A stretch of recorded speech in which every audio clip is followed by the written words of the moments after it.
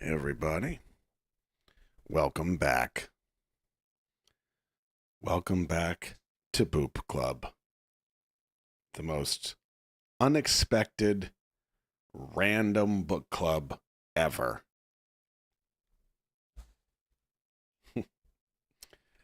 What a nice treat.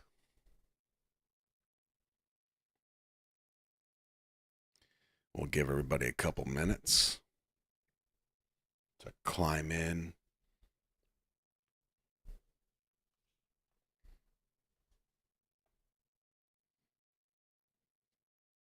Give you a moment to appreciate the bookmark, of course, and the back, of course. Oh boy.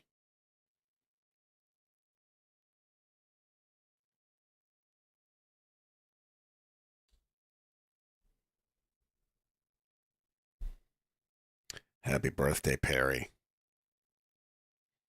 our resident Hogwarts professor.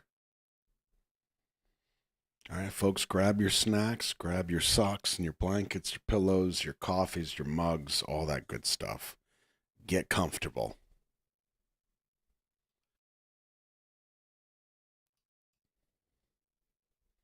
All right, let me give you this.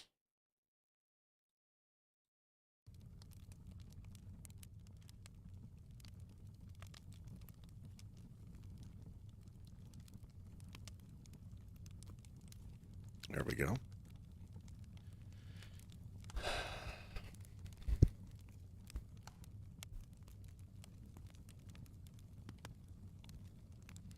All right, we are on page 87. The Things with Wings.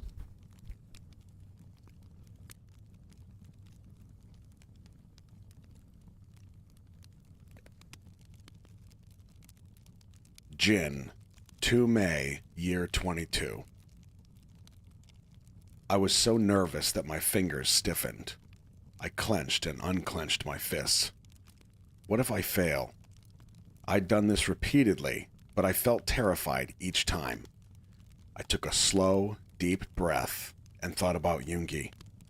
He must be drunk by now, clicking his lighter with one hand and holding his phone with the other. He might be lying on the couch contemplating the reasons why he should go on living, or the reasons not to. How does Yoongi see the world and himself? I faced this question every time I tried to save him. I couldn't understand how he could keep trying to destroy himself. It didn't mean I was overjoyed living in this world or that each and every day of my life was filled with happiness. In fact, I was never captivated by anything, not even by life and death. Looking back, I was no different when I first started all this. Would I be able to straighten out the errors and mistakes and save all of us? I didn't grasp the depth and weight of this question. It was true that I desperately wanted to save all of us. No one deserves to die. To despair, to be suppressed, and to be despised. On top of that, they were my friends. We might have had our flaws and scars and have been twisted up and distorted. We might have been nobodies, but we were alive. We had days to live, plans to follow, and dreams to fulfill. At first, I didn't think much of it. I thought it'd all depend on how much effort I put in after I figured out who I needed to save and from what. That was what I thought. I believed I could solve it all by persuading them and changing things. I was that simple and naive. But it was no more than an attempt to save my own skin. After a series of trials and errors, I had a realization. It wasn't so simple to save the others. Yoongi wasn't easy to handle. He was probably the most difficult of all. He was always changing the time and place of his attempts at suicide. I had to approach him differently than the others. A solution that worked fine the last time didn't work the next time. And just when I thought I'd finally unraveled one mystery, it led to another hitch. At first, I couldn't put my finger on his reasons. After everything, all I could guess was that Yoongi's distress was connected to his inner conflict. Junie got caught in a fight because of those rude customers at the gas station. But Yoongi was different. He had no definite target and no definite cause. He had too many variables. I tried to imagine what was going on in Yoongi's head. Once, I followed him secretly for hours. His footsteps were insecure and unpredictable. He staggered through the night streets and tried to fling himself into the fire. He sometimes squatted on the ground and listened to music that flowed out of somewhere inside an underground shopping arcade. After a night of following him, I realized how dry, dull, and flat my own life was. It wasn't that I envied Yoongi. The suffering he must have endured, going from one extreme to the other, were beyond my imagination. All I could do was watch him stagger on. One setback was always followed by another. A new layer of despair came down even before the previous one was stripped. I might not be able to save Yoongi after all. I couldn't find a breakthrough. But at that moment, hope flew in. I once heard that hope had wings. It was a little bird with wings. A bird flew into Yoongi's workroom, which was in an abandoned building in the middle of a redevelopment neighborhood. It had been decided to demolish the neighborhood a long time ago, but it was left deserted when the redevelopment plan stalled. The bird flew in through a broken window, and Yoongi was standing in the middle of the workroom with a lighter in his hand. The entire workroom smelled strongly of gasoline. I was standing right outside the door. I was about to jump in when I heard a big thud and the flapping of wings. The door was half open, so I peeked through. Yoongi had his back to me. The bird collapsed on the floor. It fluttered its wings again, but failed to rise into the air. Yoongi stood completely still and looked down at the bird. I still couldn't see his face. The bird flopped around the workroom in search of a way out. It bumped its wings into the wall and the chair, and the feathers that fell out drifted around on the floor. Yoongi was just gazing at it. His hand holding the lighter still hung in the air. He finally dropped his arm, sank down, and covered his head with both hands. I went into the workroom that night. It was spacious but desolate. A dirty sofa, chair, and piano were all I could find there. Crumpled pieces of paper were scattered all over the floor. He must have tried to start a fire. Some of them looked like lines of music with sentences of lyrics scribbled on them. I looked around. I found the thing with wings. The bird was crouching behind the piano with dried blood around the wound of its wings. It seemed petrified and cowered in fear when I came near. Tiny drops of blood were smeared on the floor. Breadcrumbs and water were set out in front of the piano. I took a step back. Even if I let it out the window, it wouldn't be able to fly yet. How long would it take for the wounds to heal? Would Yoongi remain safe and sound while the bird was staying there? Then a thought came into my mind. Yoongi must have stopped himself because of this wounded little bird. A fragile thing that couldn't protect or save itself. A tiny being that entrusted its life to Yoongi. After that day, I had a realization. If all the variables related to Yoongi's suicidal attempts existed within Yoongi, why not drag at least one of them out? I'd have to seek the right target and create the right situation. A variable that could give Yoongi a reason to stop destroying himself. Someone who could share his scars and desires. That someone wasn't me. It's not something you can do alone. I became painfully aware of the full meaning of these words I'd heard not long after all this started. I realized that Jungkook had the same look in his eyes as Yoongi when Junie said it. Jungkook still has that photo. He meant the photo we took together on the beach in high school. Junie seemingly wanted to let me know that Jungkook was still thinking of me, but I was reminded of a completely different scene. On the day we went looking for that rock that made dreams come true, we laughed, complained, and played under the scorching sun. And devastated at finding that the rock had vanished, I cried out my dream, which even I couldn't hear, to the sea. At that moment, I saw Jungkook yelling some question at Yoongi. I couldn't hear what he was saying, but I could sense that it was important to Jungkook. What did he ask Yoongi? Why him? I hadn't given it a second thought back then. Yoongi was not as lively as Hobie, not as friendly as Jimin, and not as reliable as Junie. Why was it Yoongi?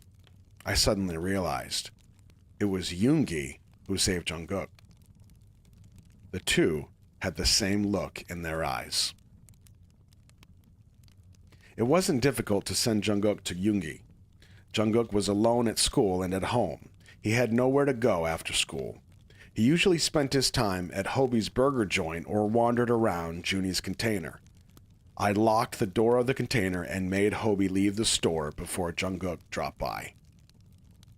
After roaming around for quite a while, Jungkook finally headed for Yoongi's workroom. He seemed to have mixed feelings. Should I go in? What if he thinks I'm annoying? Expectation and fear both swirled across Jungkook's face. And since that day, he visited Yoongi's workroom every day. At first, Yoongi flatly told him to go away, but he didn't really mean it. A shadow appeared shortly. It was Jungkook. I burrowed myself deeper into the seat. They didn't know I was back yet. Except Junie, who I met at the gas station. Junie said everybody would be thrilled, but I refused to meet them. I was waiting for the right moment. I had to wait until all of us were together. Maybe we were tied up together with strings and supporting one another. It wasn't easy to trace this web of strings. It was like an intricate maze. When some strings and knots were figured out, other parts snapped. When one string was pulled too tightly, everything collapsed in an instant. I had to connect the dots, one string with another, closely observing the others to get them to save one another without realizing it. Jungkook stopped in front of Yoongi's workroom and looked up at the second floor. He didn't look too cheerful. Yoongi had gone through a difficult time over the past 10 days. He had been drinking heavily and tormenting himself. I pushed Jungkook into this depth of agony. Yoongi's suffering must have been too overwhelming for Jungkook. Once, Jungkook gave up on Yoongi. Back then, Yoongi threw himself into the flames. But cruelly, Yoongi didn't die. Jungkook never forgave himself for failing to stop him. About 10 minutes had passed since Jungkook went into Yoongi's workroom. The sound of something shattering came out of the second floor window, and Yoongi, with busted lips, appeared at the entrance of the building, staggering. He hurried down the sloping road. I looked up at the window on the second floor. Jungkook must be sitting up there by the shattered mirror. He must be thinking he couldn't save Yoongi. He must be thinking it was hopeless.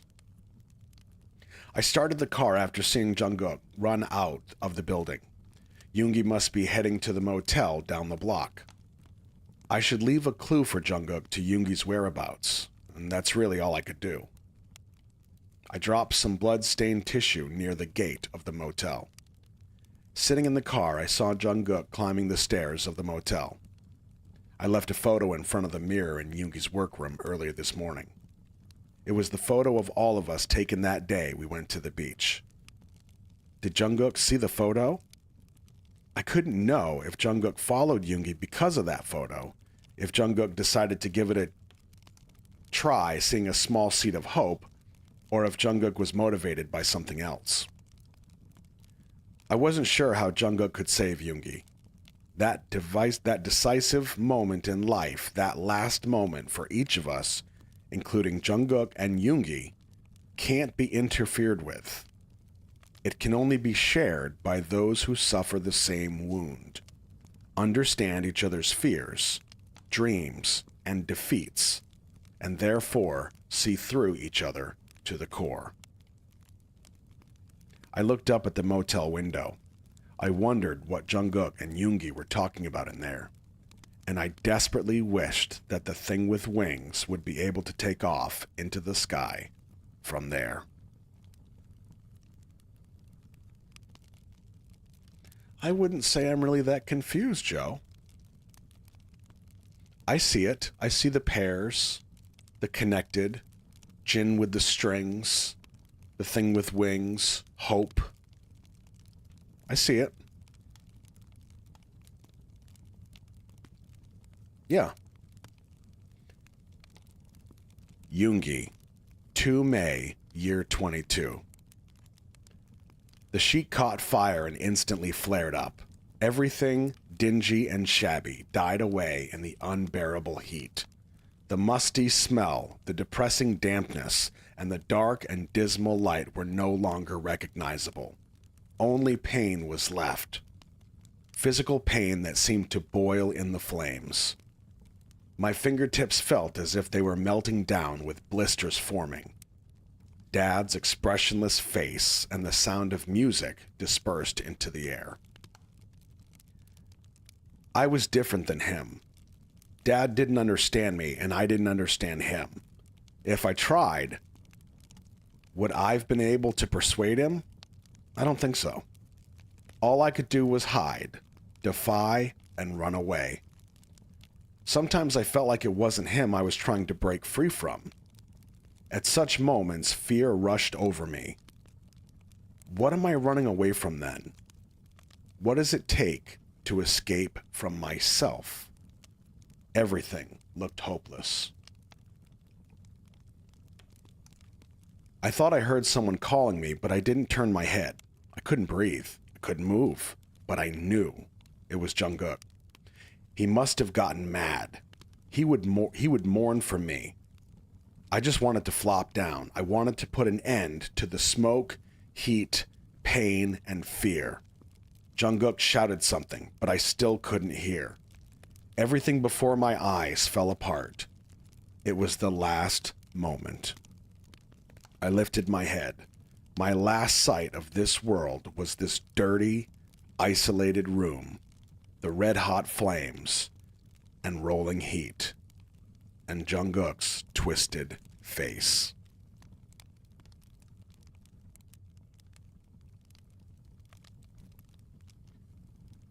Jungkook, 2 May, year 22. I looked up and found myself in front of the container. I opened the door and went inside. I lay down, curled up, and covered myself with all the clothes I could find. I felt cold and my body trembled. It was hard to pull myself together and lie still. I just felt like crying, but tears would not come. The scene of Yoongi standing amidst the flames kept replaying in my mind. Flames blazed up from the sheet. I couldn't think. I didn't know what to do. I wasn't a good talker. I couldn't even express my own feelings, let alone persuade someone else. Tears welled up and a cough lodged in my throat. It became even harder to speak. The only words I could utter as I jumped into the flames were, "I thought we were all going to the sea together." "What's wrong? Are you having a nightmare?" And someone shook my shoulder. I opened my eyes to find Junie. A sense of relief overcame me. Junie put his hand on my forehead and told me I had a fever. It was true. The inside of my mouth felt like it was burning up, but it was freezing cold at the same time. My head ached and my throat was sore. I could barely swallow the pills that Junie brought me. "Go back to sleep. We'll talk later." I nodded. And then I asked him, "Will I be able to grow into an adult like you?"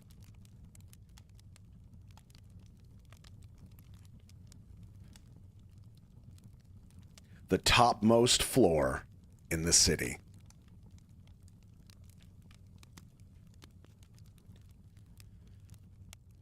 Hobie, 10 May, year 22. My narcolepsy occurred anytime, anywhere. I collapsed without warning while working and blacked out suddenly on the street. I pretended that I wasn't so concerned about it in front of those who worried about me. I'd never told anyone that I couldn't bear to count to 10. I always ended up having dreams about Mom when I blacked out, and the dreams were all alike. I was heading somewhere with Mom on a bus. I was excited and cheerful. I read the signs that passed by, watched her profile, and kept fidgeting. I was about 7 in my dreams. And then it suddenly crossed my mind. Mom had left me. I was 20 when I realized that. Mom was still sitting in the seat in front of me on the bus. She looked exactly the same from behind. When I whispered, "Mom," she turned her head as if she heard me. Her silhouette glimmered against the bright sunlight and her hair fluttered in the wind, just like at the amusement park that day. The saddest part was that I knew. I knew that I would awake from this dream if she turned her head further and looked at me. I tried to tell her not to turn around, but my voice failed. I kept trying to shout, "Mom, don't turn around! Don't turn around!" But she always turned around and looked at me. And just when our eyes were about to meet, everything turned white, and the pale, fluorescent light on the ceiling of the hospital room appeared. It was the same today. When I opened my eyes, the first thing that came into sight was the fluorescent light on the ceiling. I was changed into a patient gown. The doctor said I seemed to have had a concussion and needed a more thorough check. I was moved to a 6-person hospital room. I felt exhausted. I always felt exhausted when I regained consciousness.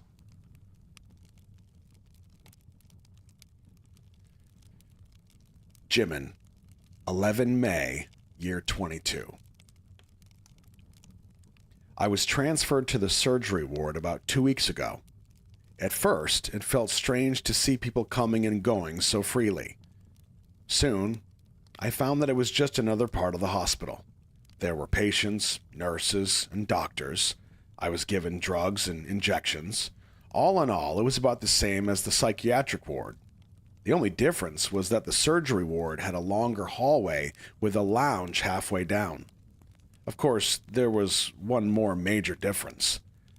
I was allowed to freely roam around the ward. At night, I sneaked out of my room and wandered around. I jumped and danced in the lounge and ran down the first floor hallway at full speed. These were simple joys that weren't all allowed in the psychiatric ward. One day I discovered something strange about myself while I was running down the hall. At some point past the kitchenette and emergency staircase, my body just came to a grinding halt for no reason. I still had about 5 more steps to reach the end, but I stopped and was unable to take another step. At the end of the hallway was a door. The door opened to the outside world, outside the hospital. The door had no off-limit sign, and no one came running to stop me. But I just could not go any further. I soon found out why. That was the stretch of the hallway, just like the psychiatric ward. As if a line was drawn on the floor, I came to a stop at exactly that point. Right where the psychiatric ward hallway would have ended. They called me a good kid in the psychiatric ward. I sometimes had seizures, but mostly I was obedient. I smiled and went on lying without anyone being the wiser. And I knew my limit. The hallway of the psychiatric ward could be covered in 24 even strides. When I was first hospitalized, I was 8. I cried and demanded to go home with Mom, holding on to the iron door at the end of that hallway. I frantically tried to open the door until the nurses came running and gave me an injection. For a while, the nurses tensed up whenever I stepped into the hall. Now, No one paid attention to me, even if I ran down the hall and reached the door. I already knew that the door was locked anyways. I just kept running down to the door and coming back. I no longer begged them to open the door or wept. But the world is full of people more idiotic than me. They held and shook the door endlessly. They were suppressed by the staff, given injections, and tied to their beds. If they had behaved just a bit more acceptably, their lives could have become much more comfortable. Those idiots didn't know any better. I wasn't like this in the beginning. I was always dropped senseless by the sedatives forcefully injected by the nurses and got caught trying to escape from the hospital in the early days. I called Mom, crying violently enough to go hoarse several times. "I'm not sick. I'm okay now. Please come and take me home." I stayed up all night for several days, but Mom never came. When I was taken to the hospital after they found me unconscious at the grass flower arboretum, my parents didn't ask any questions. They ignored the fact that I had blacked out there. It was the same when I developed seizures. They hospitalized me, discharged me after some time, and transferred me to another school. Family reputation was important to them. A son with mental illness was unacceptable. I didn't become a good kid overnight. There was no dramatic event or memorable incident. I just continued to give up on myself bit by bit, just like a fingernail grows. I stopped crying and longing to go outside at some point. I stopped dashing towards the door down the hallway. I attended school in between hospital stays, but I knew I'd be sent back eventually. It felt refreshing to look up into the sky and enjoy the fragrance of each season. But I tried not to hold them in my memory. They'd soon be kept from me anyway. Friends?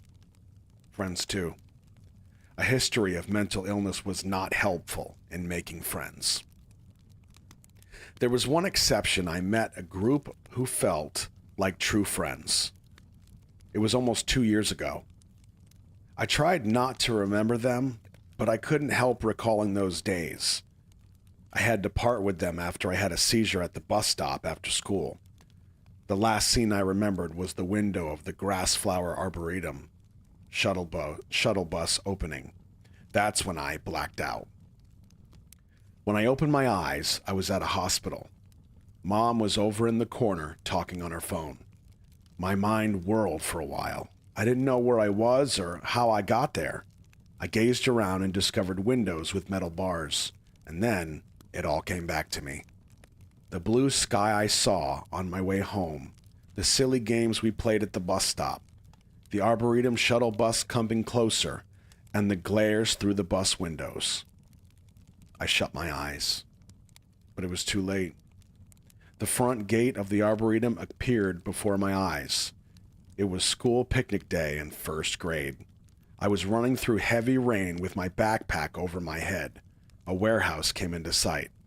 The door was left open, and I stepped inside. The sticky, musty smell, the sound of my heavy breathing, and the screechy, metallic sound. I sat up in my bed and screamed, "No! I don't remember! I forgot!" Mom came running, calling out to someone. I shook my head violently. I swung my arms in every direction to get rid of that smell, touch, sound, and sight, but the memories came flooding in. The dam that had held them back the past 10 years collapsed, and every detail of that day surged through my mind. Eyes, cells, and nails, as if it was happening again. I had a seizure and was given an injection. The drug flowed through my blood vessels, and I quickly dozed off. I closed my eyes and wished that this was all a dream, and that when I woke again, I wouldn't be able to recall anything. That wish was just a wish. Instead, a cycle of seizures, injections, and injection-induced sleep that felt like falling off a cliff continued. After I awoke from that sleep, my whole body felt like it was covered with mud. Mud that looked like blood. No matter how hard I tried to wash it off, that warehouse smell lingered. I scrubbed until I bled, but it still felt dirty. When the doctor asked me about it in a very concerned tone, I trembled and apologized at first. I repeatedly said that I was sorry and it was all my fault. Please let me forget all about it. And then I tried to pretend nothing happened. I didn't know what he was talking about. I didn't remember anything. So I gazed at the doctor and smiled. I don't remember anything. Did the doctor actually believe me? I wasn't sure. But what was important was that I became a good kid. My life at the hospital was peaceful. It was an ideal place to idle my time away. I didn't long for anything and didn't feel constrained, scared, or lonely. That was until last night, before I met Hobie again. I was transferred to the surgery ward because I fought with the idiot who kept trying to get to the door at the end of the hallway despite the nurse's constraint. Both of us were injured and were put into 2 different rooms on the 5th floor of the surgery ward. I was put into a 6-person room. My bed was in the middle and patients on either side changed frequently. I woke up in the middle of the night. The patient next to me seemed to be having a nightmare and continued to groan. The groaning sound came from the bed on my left. I pulled the blanket over my head. I was sick and tired of nightmares. I didn't need to hear this. I tried to put up with it for a while, but his nightmare went on and on. Finally, I got up, stepped over to his bed. I tapped his shoulder and tried to help. It's okay. It's just a dream. I found out this morning that that patient was Hobie. I drew the curtains for my breakfast, and Hobie was sitting on the bed next to mine. He seemed glad to see me again. But was I glad too? Probably in one corner of my mind. He had hung out with me and taken care of me, a transfer who was a complete stranger at school.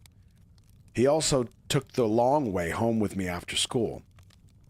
I still recalled the days when we used to walk home with popsicles in our hands, but he was also the one who saw my seizure at the bus stop before I came here.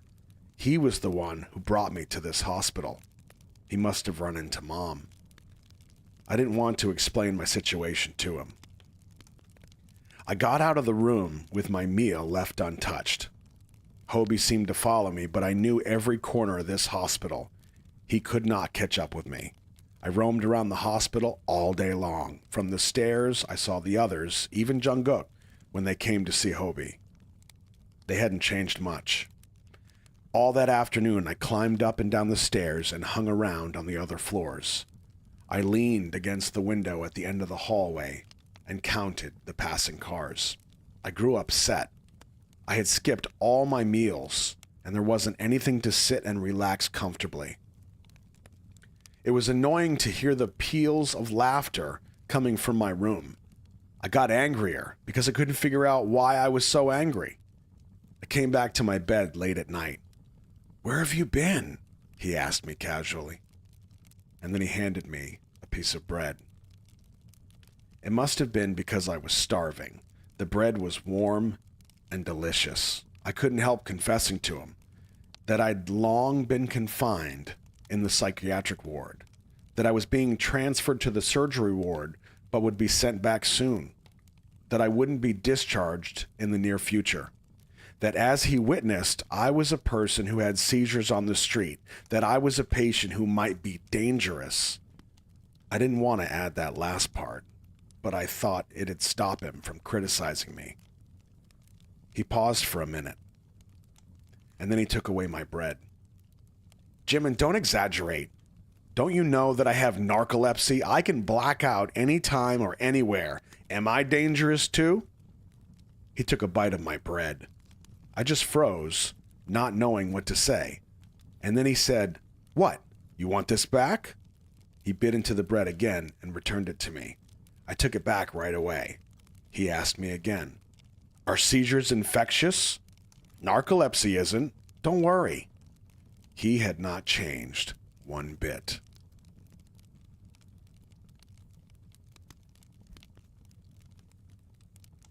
Hobie, 12 May, year 22. I opened the emergency exit and darted down the stairs. My heart was hammering in my chest.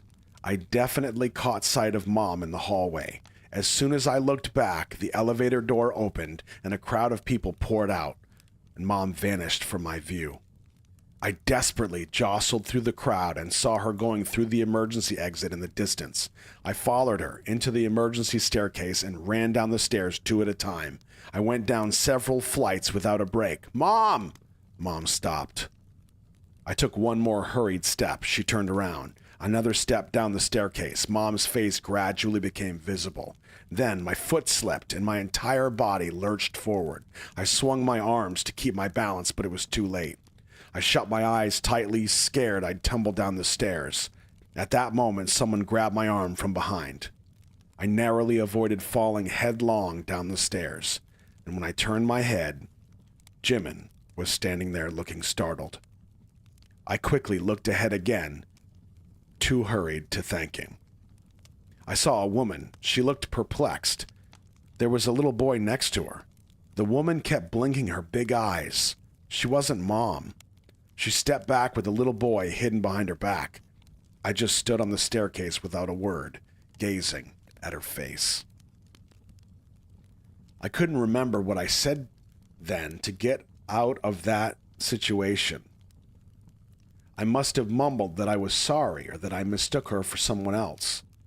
Come to think of it, I didn't even ask Jimin why he was there.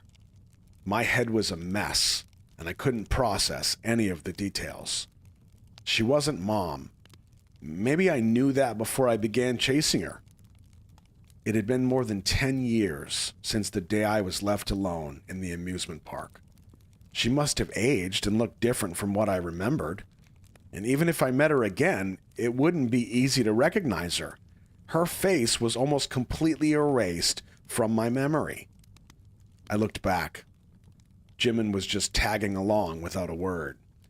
He said he'd stayed at this hospital since high school, since I last saw him in the emergency room.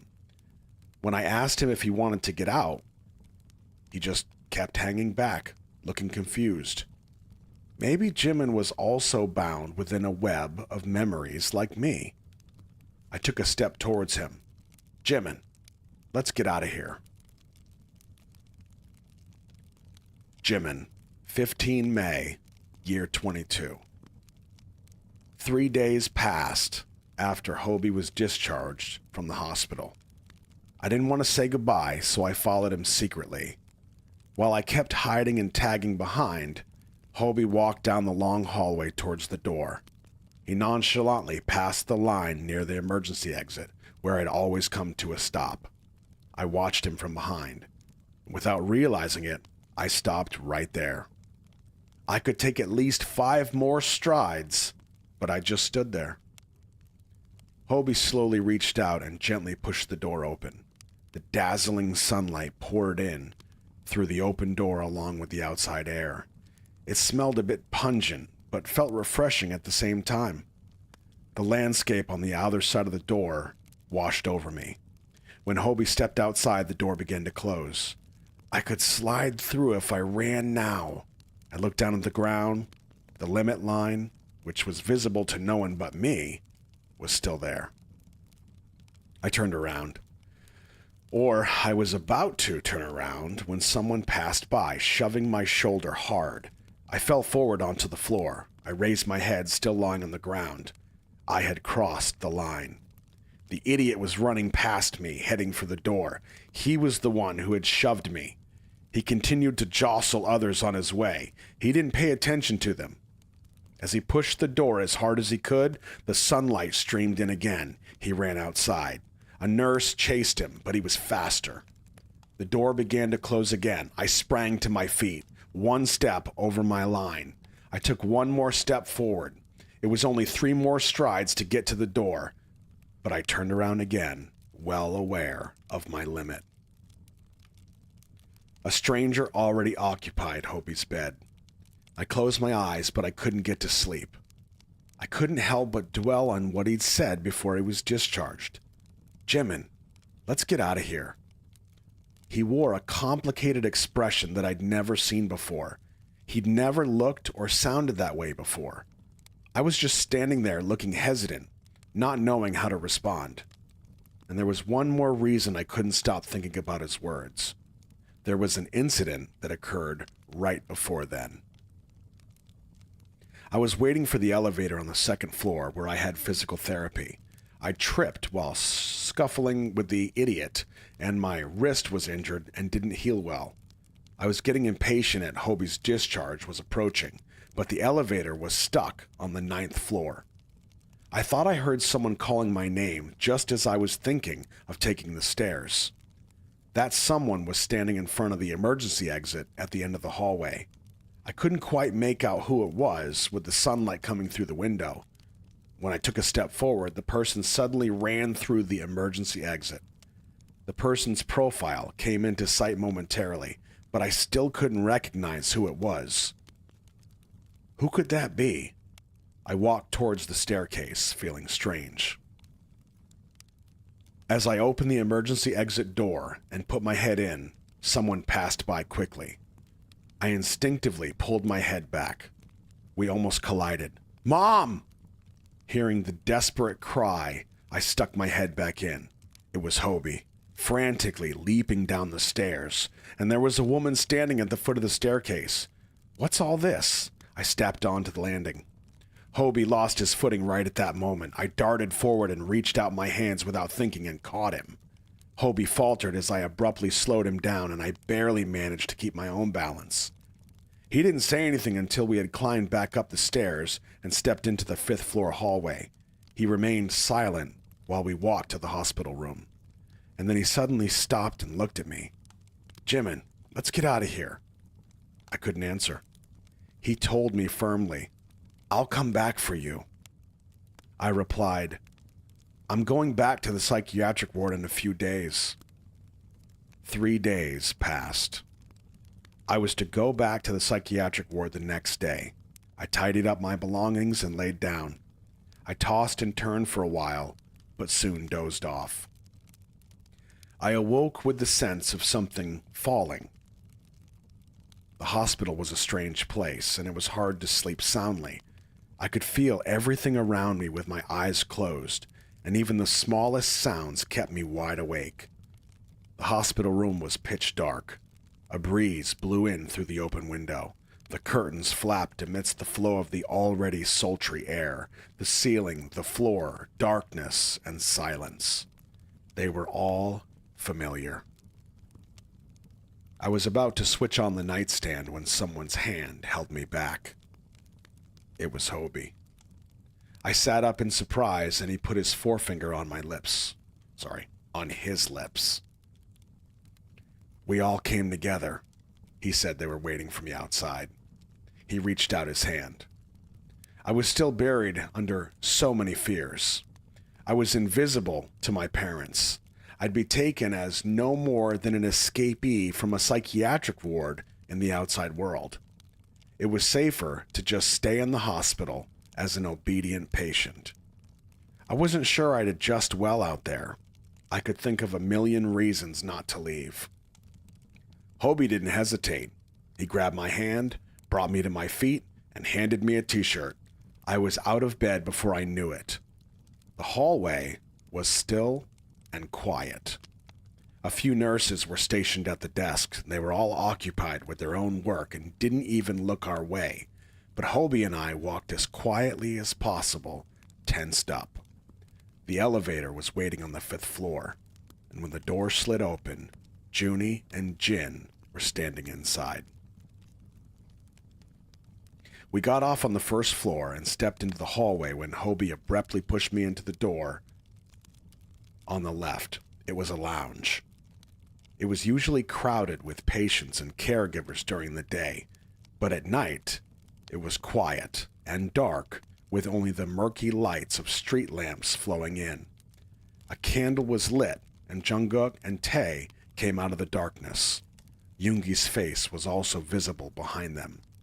On the table were snacks and cans of soda. A nurse came through the rear door just when I took a sip of soda. Before I finished saying hello to them, the nurse asked what we were doing here, and Yoongi said it was a birthday party.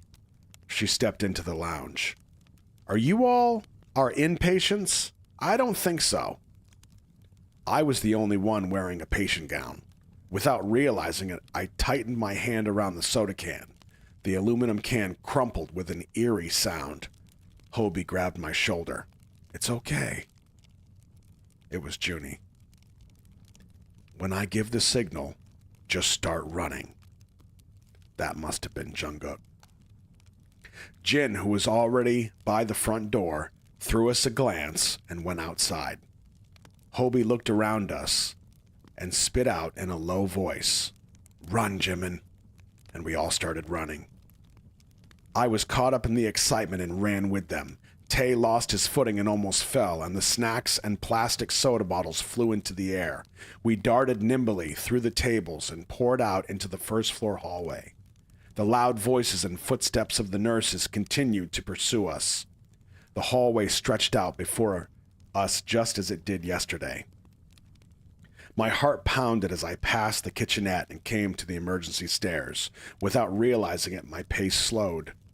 My head was bombarded with questions. Would it really be okay? Am I sure? It might be even harder out there. I might not have anyone on my side. It'd be safer and more comfortable in here. It's not too late. I'd better stop here. I'd better admit my limits. I'd better be a good kid. My line was just a few steps away. I looked back. Now the janitors had joined in and were chasing the others. My hand holding the t-shirt trembled violently. They seemed to be right on my tail. Maybe I had no chance. It's okay, Park Jimin, run! That voice pushed me forward. I took one more step. I crossed over the line.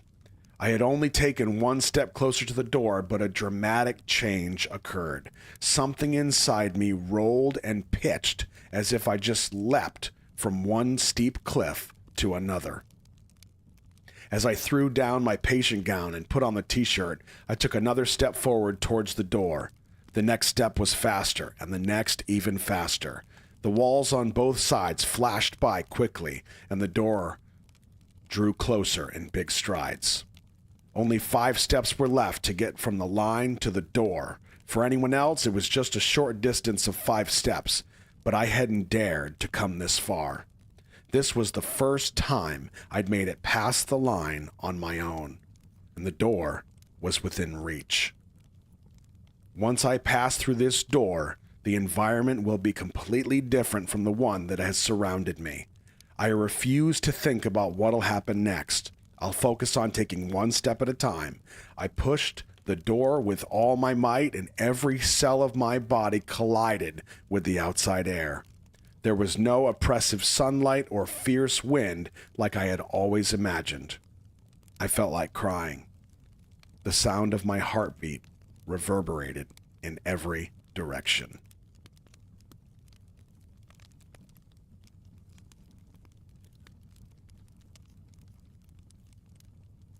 Jimin, 16 May, year 22.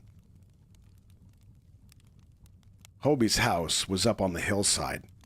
It was the rooftop room of a dilapidated multi-family building at the end of a dead end. The dead end was through a narrow, winding alleyway, away from the main street and up a long, steep climb. That was where he lived. When we entered the room, Hobie bragged that it was at the topmost floor of the city with the rest of the world placed at his feet. He was right. This rooftop room had a view of everything. When I looked straight down, I could see the train station and containers standing in a row along the railroad. Junie was living in one of those containers, and just a little way off was the school we had attended together. While looking at our school, my line of sight reached a point across the river. A large apartment complex was perched at the foot of the mountain. That was where my house was. No, it was where my parents' house was. I had escaped the hospital without any plan. The hospital must have contacted my parents, and they must be looking for me by now. I didn't have the courage to meet them face to face yet. I could not go home. I had nowhere to go and no money. Hobie told me to follow him and led me here. That was how I ended up at Hobie's house. I looked over at the apartment complex again. I have to return there someday. I have to meet my parents and tell them I'm not going back to that hospital. I inhaled deeply, and Hobie came close and stood next to me.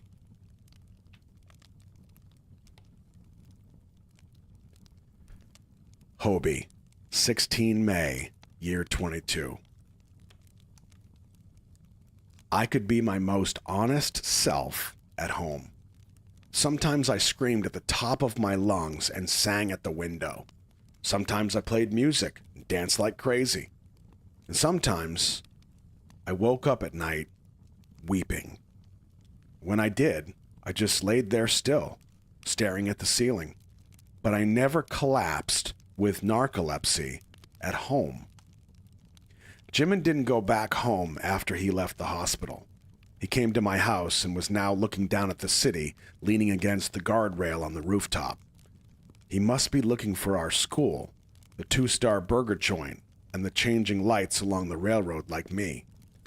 He must also be looking for his house. That was something in our human instincts. Everyone looks for their home when they climb somewhere high or spread out a large map. I thought of asking him why he didn't go home, but I gave up. His head must be a mess, and I didn't want to aggravate it. Besides, I could guess why based on how Jimin's mom reacted at the emergency room that day. In fact, I rarely asked my friends questions. I felt I knew the answers to most of them already, and I didn't want them to feel awkward. Or they might find my questions too inquisitive and annoying. To be honest, I was always curious where the others were headed when they walked by my store, but I never ran out to ask them.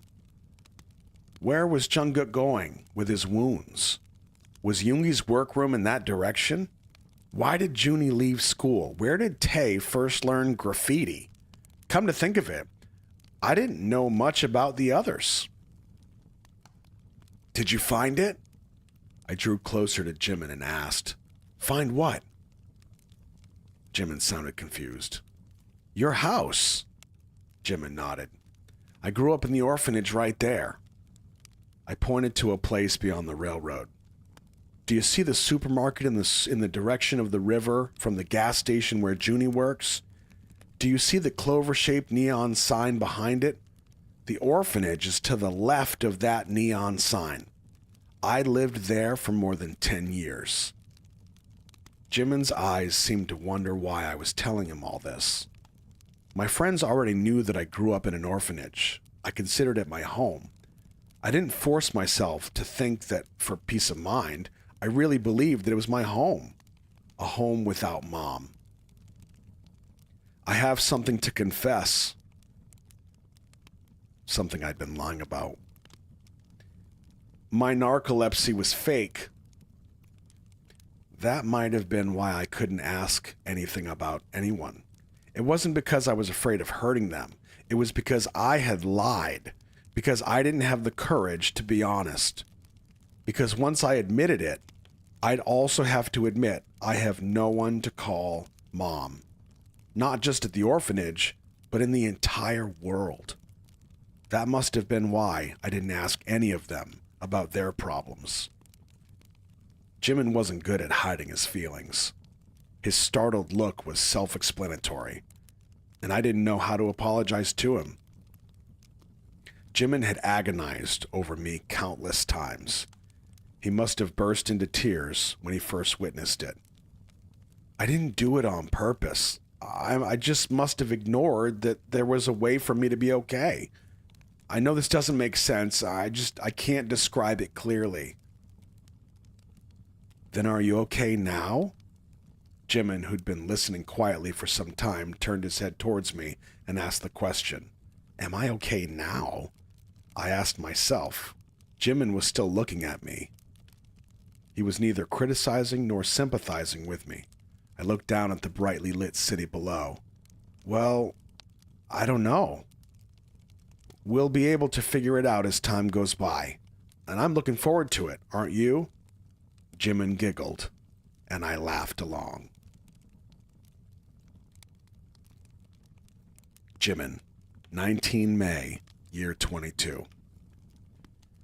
I had to return to the grass flower arboretum. I had to stop lying about not remembering what I'd seen there. It was time to stop hiding in the hospital and put an end to my seizures. To do that, I had to go back there. But for days, I went to the shuttle bus stop and failed to get on the bus. After I watched the third bus of the day pull away, Yoongi suddenly appeared and plunked down next to me. He said he came out because there was nothing to do and he was bored, and then he asked me what I was doing there. I kept my head bent low and kicked the ground with the toe of my sneaker. I was sitting there because I didn't have courage. I wanted to pretend that I was okay now, that I knew enough, and that I could easily overcome this. But I was afraid. I was afraid of not knowing what I was about to face, whether I would be able to endure it, and whether I would have a seizure again. But Yoongi looked relaxed, laid back. He murmured something that sounded like, "The weather is so nice," in a carefree manner. The weather really was nice, but I was so tense that I couldn't afford to look around, let alone enjoy the weather. The sky was blue. A mild breeze blew occasionally. The shuttle bus was approaching from a distance, and the bus stopped and the door opened. The driver stared at me. I asked Yoongi, "Will you go with me?" And we are going to end on that note tonight.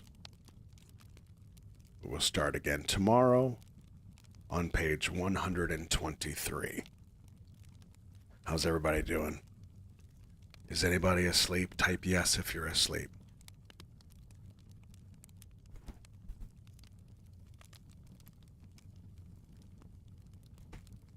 So Perry mentions right there that based on the sheet in the hospital that Hobie did not have narcolepsy.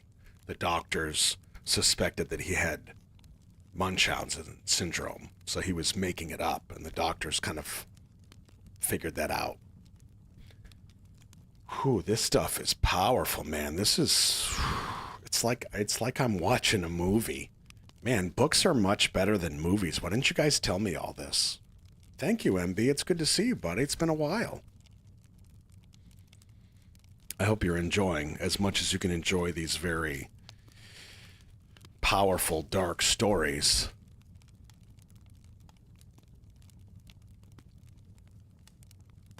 And the fire's good. Fire's not too much, not too loud. Everybody's good.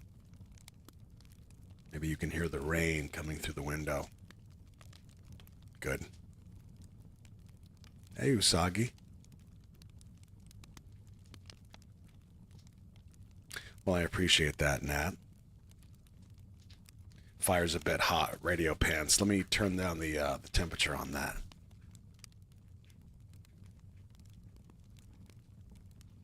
Grandma Libby, you're very welcome, my dear. Well, I hope to see you all again tomorrow at 8:45 p.m. and we will once again pick back up where we left off. Until next time, I'm Roscoe. I'm your BU buddy. And don't forget this.